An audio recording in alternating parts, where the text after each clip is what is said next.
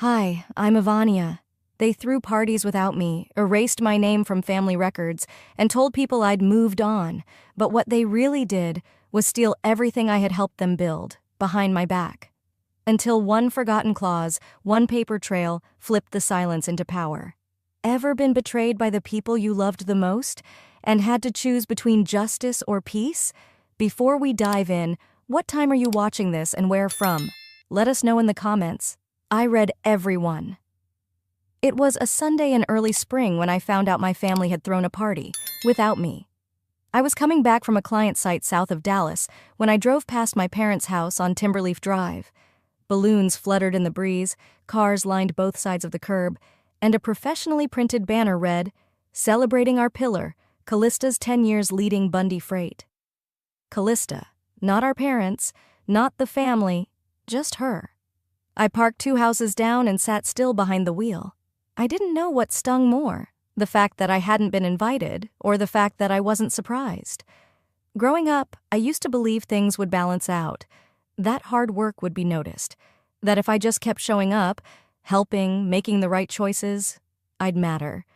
But lately, being invisible wasn't just a phase. It felt intentional. I drove away before someone spotted me. At home, I pulled out a plastic bin of old keepsakes I'd been meaning to organize. It was mostly yellowed report cards, faded ticket stubs, a friendship bracelet from 3rd grade. But near the bottom, I found the silver hairpin. It was engraved with a single letter, E. My mother gave it to me for my 16th birthday. She'd said, "As long as you wear it, I'll always see you as strong." At the time, it made me feel like I mattered, that she saw me. Now, I wasn't so sure. I put it back in its velvet pouch and slid it under some winter sweaters, not ready to decide what to do with that yet. That night, while reheating leftover chili, my phone buzzed. Unknown number. I almost let it go to voicemail, but something in me said to answer. "Ivania?" a male voice said.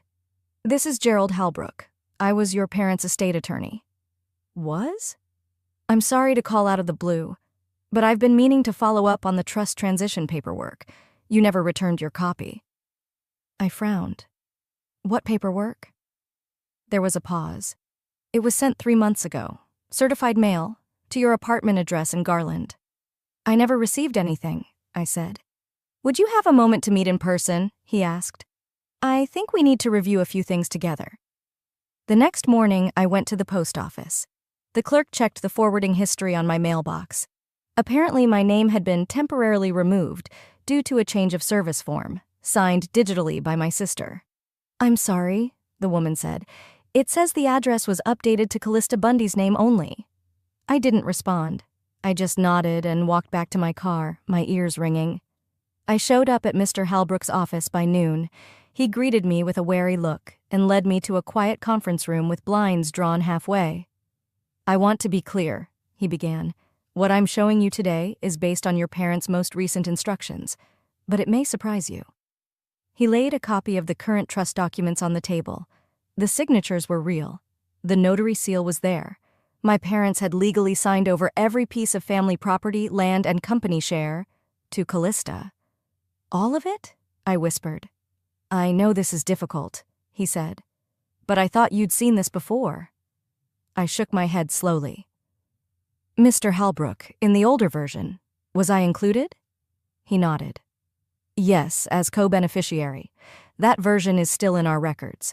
Unless they formally revoked it, it should still—" He paused, stood up, and walked over to his safe. With careful hands, he removed a cream envelope, thick and sealed with a gold sticker. "This," he said, "was meant for you. It's dated 6 months before the new documents. Your parents dropped it off themselves." I stared at it, suddenly aware of how cold my hands felt. "Why didn't I ever get this?" He sighed. "Your sister picked it up the day you were supposed to, said she'd deliver it." Of course she did. I broke the seal with a slow rip and unfolded the letter inside. My eyes scanned the first line, and my stomach dropped. I didn't even realize I was holding my breath until the page trembled in my hand. The letter inside that envelope, it wasn't just sentimental. It was legal, a notarized copy of the original trust document, clear as day, naming me as 50% co-owner of our parents' real estate and their retirement fund, dated 14 months ago, my mother's signature, my father's too. And then, in the margin, a neat sticky note in Mr. Holbrook's handwriting. For Ivania, copy retained. I sat in stunned silence as he quietly stood up to give me a moment. 14 months ago. That was before Callista moved back into the house after her second divorce. Before the sudden weekly family dinners I was no longer invited to. Before I started wondering if I was slowly being pushed out, or if I'd simply started fading on my own. "I'll give you time with it," Mr. Holbrook said gently, placing a glass of water beside me. "Take it home, and Ivania, don't rush to respond. Process first." I thanked him, the words barely forming. As I drove home, the letter sat on the passenger seat like a weight. My fingers kept twitching, itching to call someone. But who? My parents? My sister? I wasn't ready to scream. Not yet. At home, I sat on the edge of my couch, letter still in hand, and did something I hadn't done in years. I cried. Not the kind of sobbing that comes from heartbreak, but that hollow, cold cry that comes when you realize something wasn't an accident. It was a choice, a strategy, a decision you weren't even invited to weigh in on. In between tears, I started writing down numbers. I'd been the one helping them pay off the second mortgage after the market crash, $78,300 in all, across 6 years. That included the emergency plumbing, the new roof, and the surprise property tax bill in 2020. Every time I'd helped, my mother called it a family favor. Apparently, those favors didn't come with a seat at the table. Later that afternoon, I drove out to my dad's mechanic shop. The place looked just as it had for 20 years. Same corrugated siding, same squeaky front doorbell. I hadn't visited in months. Dad was sitting behind the counter, flipping through invoices. He looked up and gave me a polite, neutral smile. No warmth, just recognition. "Didn't expect you today," he said. I shrugged. Thought I'd say hi. The air was thick with motor oil and distance. My eyes drifted to the back wall, the founder's plaque we had installed 10 years ago. I'd designed it myself. It used to list my name beside Callista's, under our parents, but now the gold strip under Founders had only 3 names. Mine was gone. I walked closer, pretending to admire the shine. "Was the plaque updated?" He didn't look up. "Callista's been helping more lately. She's earned it." I bit the inside of my cheek. Hard. "So erasing someone's name now counts as a promotion?" He shrugged. "You moved out. You're doing your own thing." Right, my own thing. Paying their mortgage, managing logistics across 5 states, living without recognition. I walked out before I said something I couldn't take back. That evening, back home, I sat at my kitchen table and pulled up the Dallas County Clerk's online portal. I typed in my parents' address and clicked through the deed history. There it was. 3 months ago, the house had been legally transferred to Callista Bundy. No mention of joint owner, no trust, just a clean, quiet change. And then I found the second document, the transfer of our father's share in the family warehouse lot, also to Callista. No announcement, no discussion, so that's why the lawyer reached out. Legally, he had to notify anyone listed in a previous trust before the change could be finalized. They hadn't forgotten me. They'd tried to hide it. I walked outside, the estate document still in my hand, the edges crumpling under my grip. The sky was turning pink as the sun dipped behind the neighbor's chimney. I sat down on the curb, right near the mailbox, and looked at my name in the letter again. Clear, formal, valid. "They erased me on paper," I muttered aloud, because they thought I wouldn't fight. My phone buzzed in my lap, a message from Callista. "Don't make this messy. You were never meant to have it anyway." That line wasn't just cruel, it confirmed everything, and it lit a fire in me. I stared at that message from Callista until the screen dimmed. Not from shock, I'd already been through that, but from something colder, heavier. Resignation mixed with resolve. I didn't sleep much that night. I laid in bed with the lamp on, rereading the trust papers, the text, and my notes. And I made a decision. Sunday morning rolled in with the same bright Texas sun that had warmed my childhood. Except now, it felt surgical. I didn't do my hair. I didn't wear perfume. I didn't even bother with the deviled eggs my mom always expected me to bring. Instead, I picked up a store-bought pie and a bottle of cheap red wine. No handwritten note, no love baked in, just enough to fulfill the unspoken requirement of bring something. Their driveway was already packed by the time I pulled up. A few of the church friends I recognized were milling about in pastel cardigans and floral blouses, chatting with Callista near the door. She looked like she'd stepped out of a Southern lifestyle magazine, hair curled, dress fitted, laughter just loud enough to command attention. I waited until the conversation shifted before approaching. Callista turned, smiled tightly. "Oh, you made it." I nodded, handing her the pie. "Store was out of your favorite, so I improvised." She took it with a manicured hand, eyes flicking to my outfit, plain slacks and a navy blouse. Nothing to critique, nothing to praise, neutral. Inside, the house smelled like garlic rolls and rose air freshener, familiar but sterile. My mother was in the kitchen, directing a teenager I didn't know around the serving trays, probably a church volunteer. She saw me and clasped her hands together. "It's so nice to have both my girls here," she cooed, eyes lingering on Callista, "especially the one who's been here through thick and thin."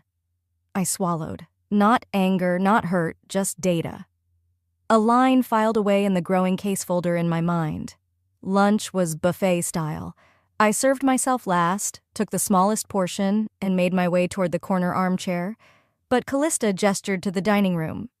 "We saved you a seat at the big table," she said, voice sugar-coated. "Just for today." Mom chimed in behind her. "You've always preferred the couch, though."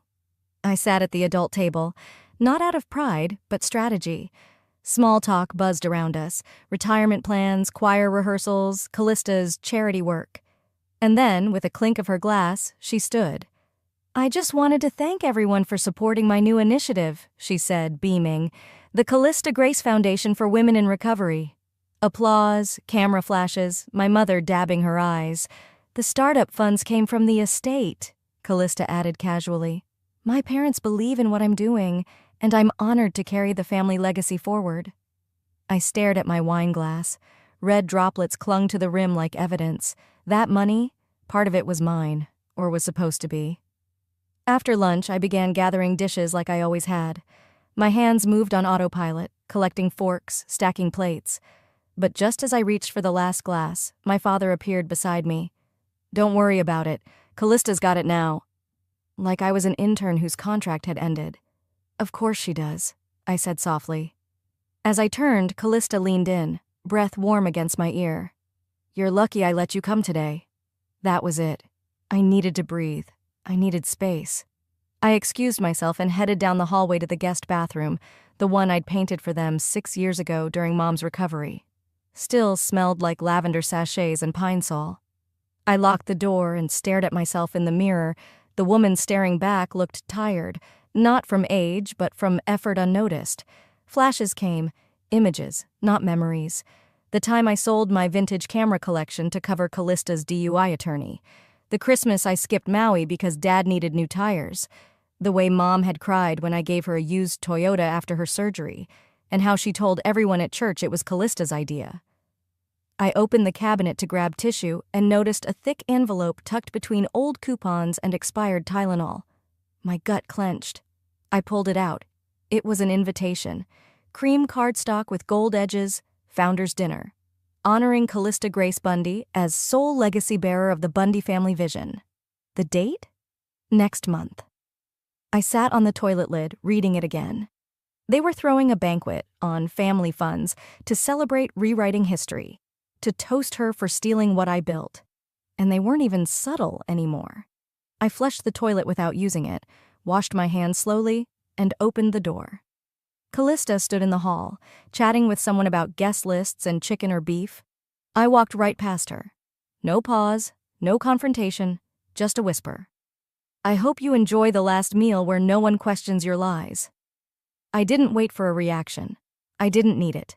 Because I wasn't going to scream. I wasn't going to cry. But I was going to change everything, one document at a time. The next morning came with no alarm. I was already awake. I had barely slept, But I didn't feel tired, just focused. It was a strange kind of clarity, the kind you only get when there's nothing left to lose. I called in a personal day from work, telling my supervisor I needed to handle some family paperwork. I didn't elaborate, I didn't need to. After a quick coffee and a moment to check that the documents were still in my tote bag, I headed downtown. The drive to the county courthouse was quiet. No radio. Just the hum of the road and my own pulse in my ears. The line at the records office was mercifully short. I filled out the form for public property records, feeling the sweat bead under my shirt as I wrote my name. I handed it over with a polite smile, then sat down to wait. 10 minutes later, a clerk called me up and slid a folder across the counter. Inside were the recent deeds and legal filings tied to our family properties, including the lake house up in Cedar Ridge. That house had always been a dream. My father's father built it by hand, and every summer growing up, it was where we escaped Texas heat and family tension.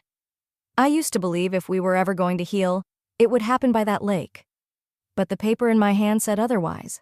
There it was.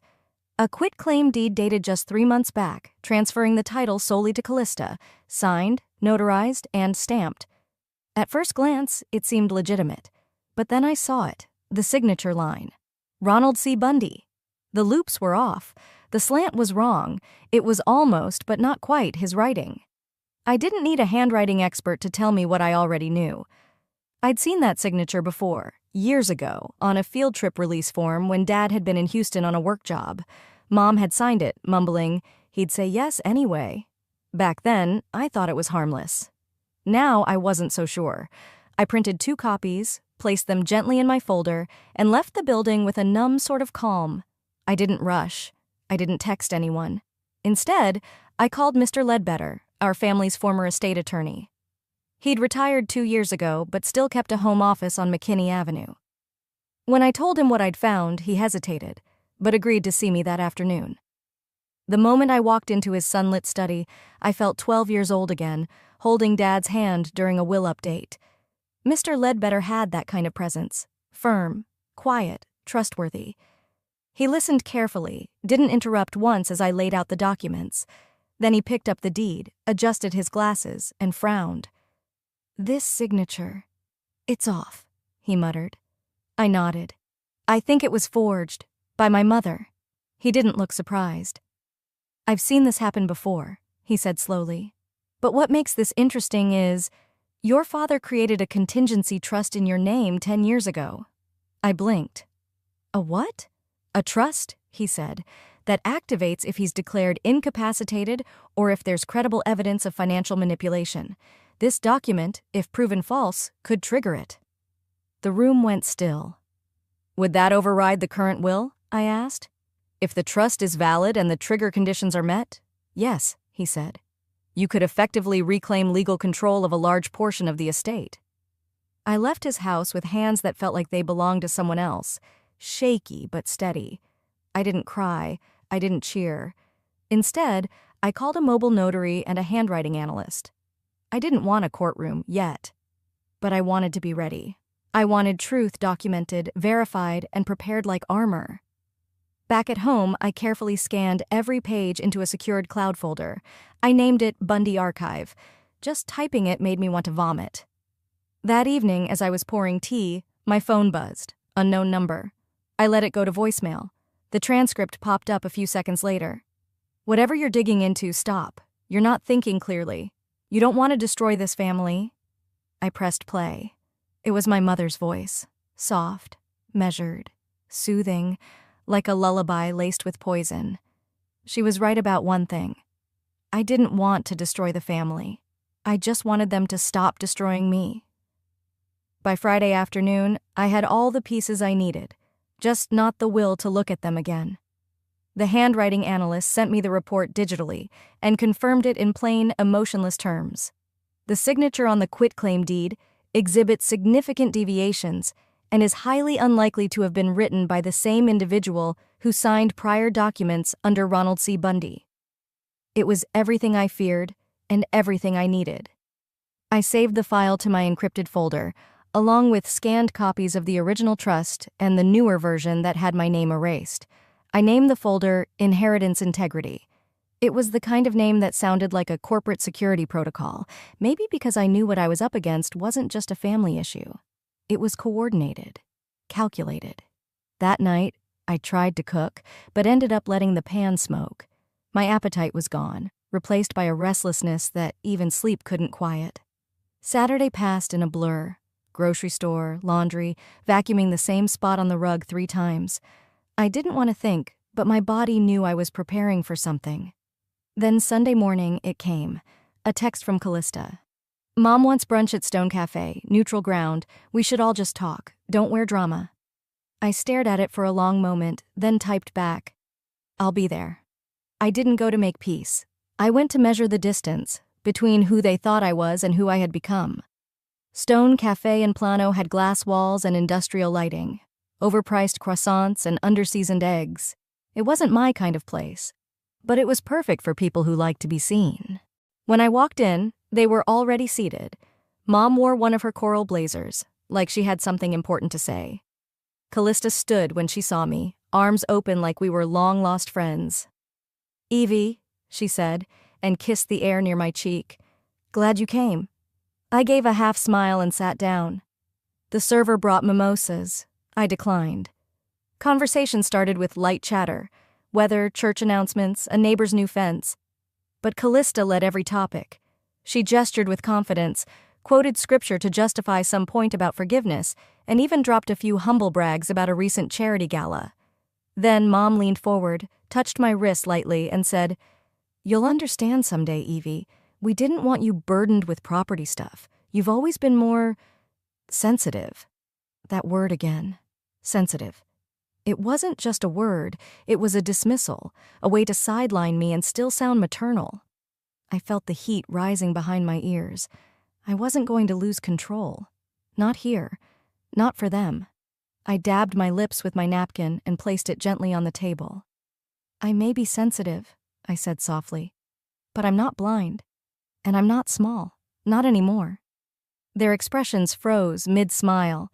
I stood up, pulled out my wallet, and laid a 20 on the table for my untouched omelet. Callista blinked. Evie, come on, don't be dramatic. I didn't look at her. Drama requires performance. I'm just done pretending this isn't real. I turned to leave, taking slow, measured steps. The kind of exit you make when silence speaks louder than slamming doors. But she couldn't help herself. You're overreacting, Callista called after me. No one's trying to take anything from you. I paused at the hostess stand, glanced back over my shoulder. Funny, I said. That's exactly what the paperwork says. Outside, the air felt sharp and honest. I didn't cry. I didn't shake. I just walked. Because I wasn't closing a chapter. I was preparing to write one. On my terms. The glass door to the clerk's office thudded shut behind me, blocking out the sounds of traffic and the hum of downtown Plano. I stood in the sterile hallway for a moment, clutching the manila envelope I hadn't meant to bring with me. Inside it were my questions, and maybe, finally, some answers. I approached the records window, gave my name, and requested copies of property transfers filed under my family's names in the past 5 years. I was prepared for stalling, but the clerk barely looked up. Go to workstation 3. They're digitized, she said, sliding a plastic visitor badge my way. I walked to the monitor, logged in, and began typing. The deed popped up fast, cleaner than I expected. A lakeside property transferred from Ronald C. Bundy to Callista L. Bundy, filed with a smiley-faced e-notary seal at the bottom. But one detail clawed at my attention: the date. The deed had been notarized the same weekend Dad was in the hospital for a mild stroke. I remembered because I had driven him there myself and sat through the CT scan waiting room with a stale coffee and a blanket he called too pink. There was no way he'd signed anything that week. Then I noticed something else.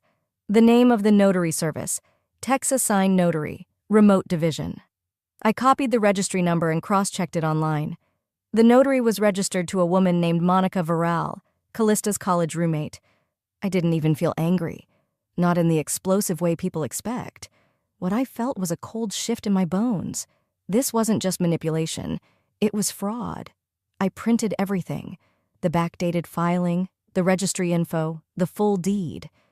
As I stepped out of the building into the sharp sunlit air, a quiet voice in my head whispered, "This isn't just favoritism. This is theft." I drove straight home. It was late afternoon when I sat at my desk and unlocked the fireproof box under my bed. Inside was the old living trust document, the one Dad had asked me to store back when things were simpler. I opened it. In the event of parental retirement or death, it read in crisp typeface, all properties and assets are to pass to Ivania K. Stroud, sole daughter and legal heir. My breath caught. I blinked, making sure I hadn't imagined it. Below the sentence was his signature. Dad's real one, not the neat, sterile scrawl on the lakeside deed. This was the wide, swooping R, the deliberate C, the funny loop in the B of Bundy that he always joked looked like a 6. I stared at it for a long time, not out of doubt, but out of grief. It felt like hearing him again. Like that time when I was 16, sitting on the back porch, sobbing because I didn't get into the college I wanted. And he whispered, "One day, everything will be yours, not because you ask for it, but because you've earned it." I'd forgotten how solid that promise once felt. Until now. I placed the old trust next to the forged deed and pulled up a new folder on my computer. This time, I labeled it Active Case Stroud. Inside it, I dropped every file. The original trust, the forged quitclaim deed, Monica Varal's registry record, screenshots of text messages from Callista, bank transactions for mortgage payments I'd covered, voice recordings I'd quietly saved of my mom discussing Callista's sacrifice. Then I added one last thing, a draft letter, unsigned but ready, addressed to my family's estate attorney. I didn't send it yet. I wasn't ready to open that door wide, not until I had backup. That night, as I sipped water and stared out my window at the darkening sky, my phone buzzed, a voicemail from Mom. I hit play. "Evie, please don't make a big deal out of this. We've all moved on. Just be grateful Callista's willing to manage things." It was said in that syrupy, southern-laced tone she always used when she was trying to guilt me back into submission. But something in me stayed still. Still and solid. "No," I whispered aloud, placing the phone screen down on the table. "Not this time." I reached for my email. I hadn't spoken to Norelle Nix in years, not since we'd worked on that veterans' housing initiative together. But I remembered her steel spine, her calm fire, and the way she made a county clerk backtrack on a missing document with one phone call. In the subject line, I typed, "Client name, Ivania Stroud, breach of trust and property fraud inquiry," and I hit send. I spent the entire night preparing, not just documents, but myself. My black folder lay open on the kitchen table, every page placed in order like ammunition for a silent war. I didn't pace. I didn't cry. I reviewed, read, reread. Then I packed it up, zipped the case, and ironed my blouse until it held no wrinkles, just like my tone would, just like my resolve already did. By noon, I was in my car, pulling up to the driveway of the house I used to call home. The magnolia tree still leaned left, just slightly, like it was bowing toward the sidewalk. I noticed that the wind chime Mom loved so much had been replaced with a new one, cleaner, sharper sounding, made of glass instead of copper. Like they'd decided to start fresh without me.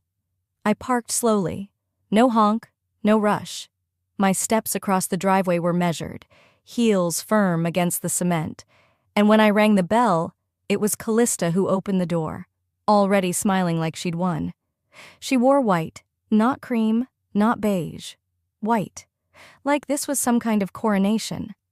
"Glad you could make it," she said sweetly, stepping aside. "We're all waiting in the living room." I said nothing. Inside, the room was staged like a tribunal. Dad sat in his usual recliner, arms crossed, like this was a minor dispute he'd have to referee. Mom perched on the edge of the couch, hands neatly folded in her lap like she was hosting a book club, not facilitating a betrayal. And there, on the coffee table, lay a folder. Not mine. Callista reached for it the moment I sat down. "This," she said, "is just a formality. A final draft of the division agreement. It's been reviewed by a third-party mediator." I held up a hand. "Before you go any further..." I unzipped my case and began laying out my documents on the glass. 1, 2, 3, quietly, deliberately. Callista's mouth twitched. "This is the original living trust," I said, "dated 5 years ago, with both parents' signatures." Silence. Mom shifted. Dad looked older, somehow smaller. "And this," I continued, "is a notarized copy of the property deed transfer filed last month." "The notary?" I slid over a highlighted printout. "Registered to Monica Virral. I think you remember her, Callista." No one spoke. "And this letter," I said, placing the final sheet flat on the table, "is from my attorney, confirming that these transactions, every single one, can be contested, and that fraud, especially involving forged signatures, is grounds for civil and criminal action." Callista's eyes narrowed. "You're bluffing." I didn't flinch. "Then take me to court," she scoffed, tossing her hair over her shoulder. "You're vindictive, Evie. You always have been. You ran off to college and came back thinking you were better than us." I tilted my head slightly. "I came back because no one else was willing to remind you that I didn't need your permission to exist." My voice didn't rise, but it cut. Mom gasped, not in shock, in fear. She clutched Dad's hand. He didn't squeeze back. "You never said you didn't want the estate," she said softly. "You were always so sensitive. We thought Callista could handle things more quietly?" I finished. "More compliantly?" The room stilled. Just then, the phone buzzed. I clicked on speaker. Norel's voice poured into the silence, calm as a winter lake. "This is attorney Norel Nix. If we don't have confirmation of mutual resolution by Monday 9 a.m., we will proceed with a formal petition for injunction and review of all assets in question. I trust that's clear." No one responded. I stood. My palms weren't sweating. My knees didn't shake. I had rehearsed every step of this moment, but I didn't need to fake it anymore. As I turned to leave, my eyes caught something on the shelf behind me. A photo frame. That old family trip to San Antonio. The photo inside showed only 3 people: Mom, Dad, and Callista. But I remembered that day. I was there. I took the picture. I had set up the timer, propped the camera on a cooler, and run into place. I reached for the frame and popped it open. Behind the doctored image, the real photo remained, folded and hidden. There I was, right there, between them, grinning, arm wrapped around Dad's shoulder, sun in my eyes. They hadn't erased me completely, just tried. I refolded the picture, gently, and put it in my bag. What they tried to bury, the truth had quietly protected. And as I walked out, the only sound behind me was the tap of my heels on the hardwood floor. No voices, no protests, no more lies. The morning air outside the courthouse was unnaturally still, like the world itself was holding its breath. I stood on the stone steps for a beat, watching the glass doors reflect the storm I carried inside. I adjusted the folder under my arm, took one steadying breath, and walked in. The courtroom wasn't grand. No polished mahogany or golden seals like in the movies. It was beige, bland, almost clinical, but for me, it might as well have been a battlefield.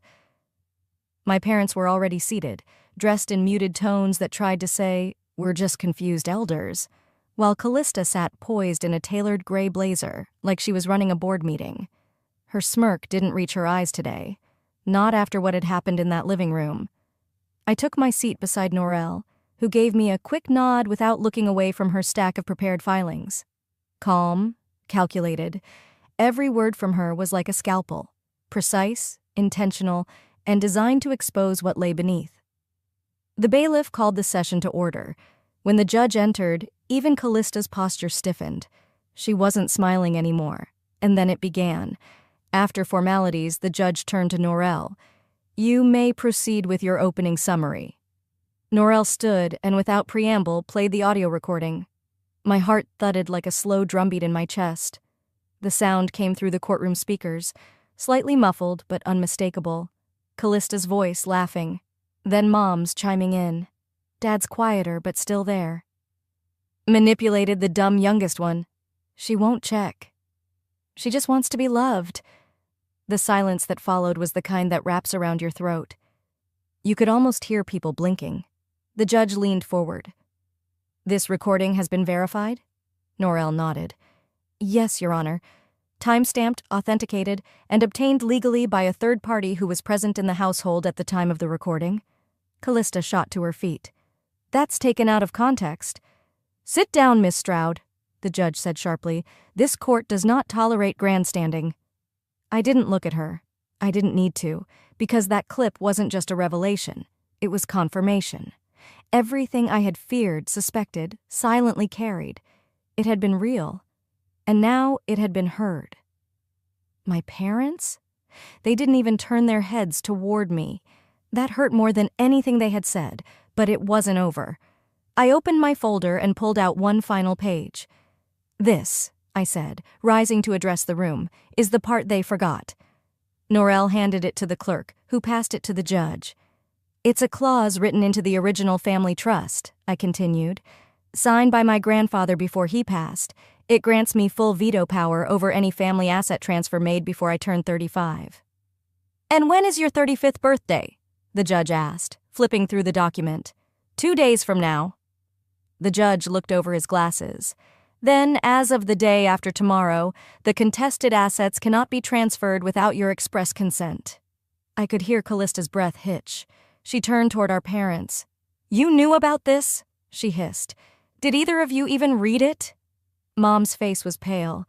Dad rubbed his forehead like it might erase the room. But I wasn't done.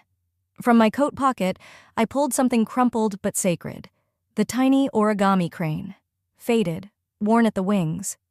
My grandfather had taught me how to fold it one quiet Sunday in his garage. Then he'd taken it and tucked it into his wallet, telling me, "You're the one with wings. Remember that." It had been returned to me after his funeral, folded inside the clause envelope. I placed it on the table. That little bird had traveled through years of silence and paper trails, and now it landed right where it was meant to. The courtroom hushed as the judge finalized the interim ruling. Effective immediately, a freeze is placed on all transferred estate assets. Probate records will be reopened for review. A formal investigation into misuse of family funds is authorized. Callista slumped back in her chair. My mother opened her mouth, perhaps to plead, perhaps to manipulate, but the judge raised his hand. You've had your say. I turned to leave. As I passed them, I didn't flinch when my father looked away, or when my mother whispered, Evie, please. I stopped, just for a second. This wasn't revenge, I said without turning around. It was restoration.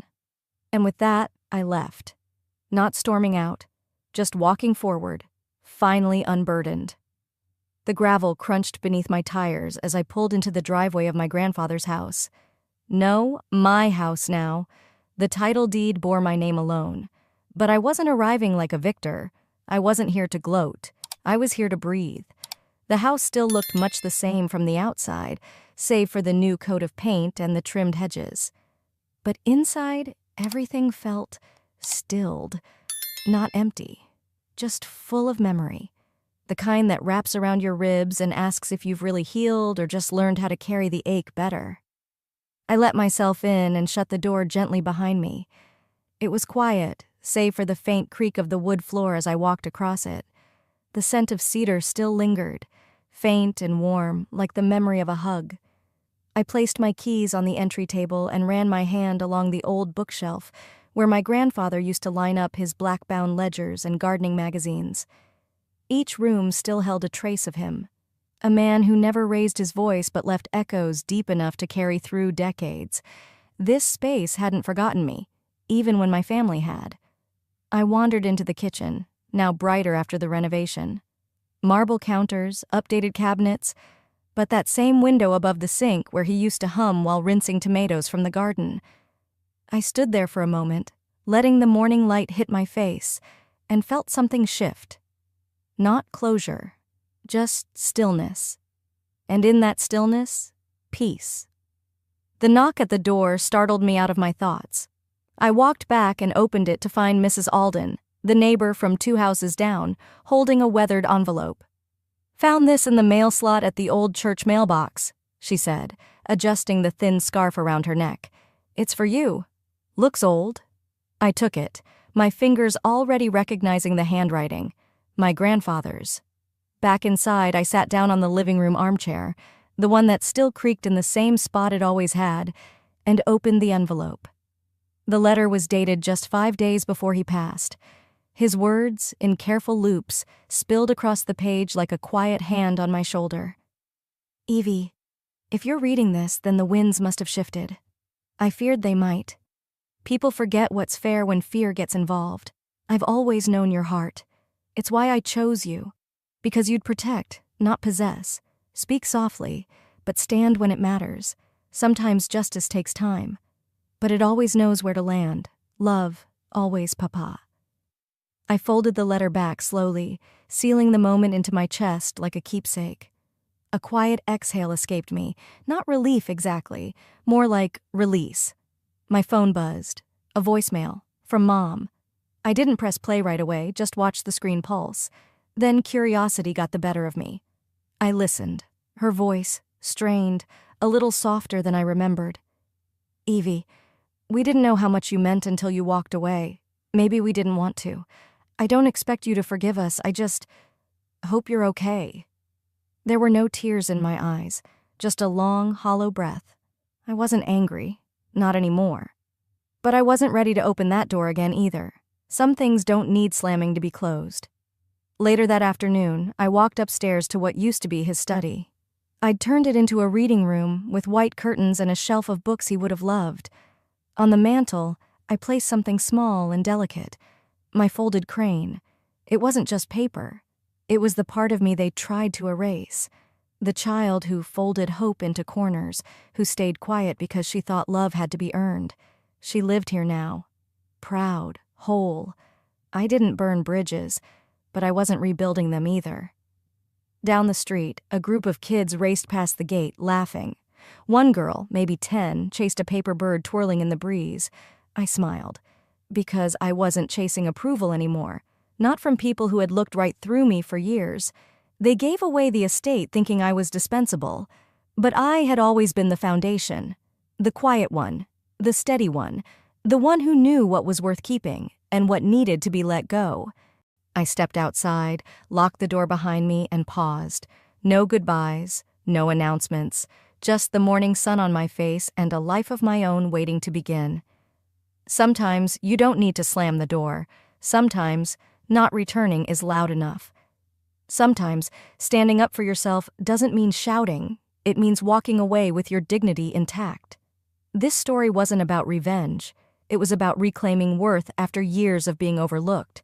Because family doesn't just mean shared blood, it means mutual respect. Have you ever had to choose yourself even when it hurt? If stories like this move you, hit that subscribe button for more real-life family drama that speaks to the heart. And don't forget to share your thoughts below. I read every comment.